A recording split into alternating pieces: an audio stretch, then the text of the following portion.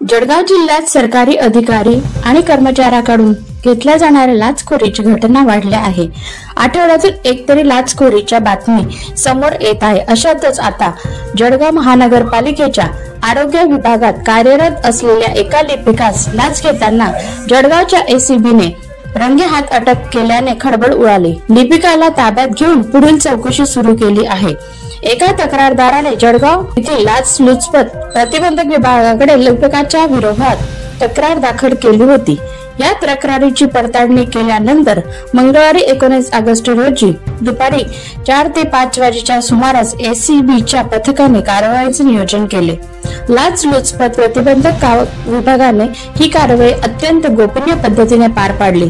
कारवाईनंतर लिपिकास ताब्यात घेण्यात आले असून त्यांची कसून चौकशी केली जात आहे। या संदर्भात शहर पोलीस ठाण्यात गुन्हा दाखल नोंदवण्यात आला आहे। या कारवाईमुळे महापालिकेत खळबळ उडाली आहे। कैलास कोडी यांचा रिपोर्ट, माझा आवाज लाईव्ह, मुक्ताईनगर।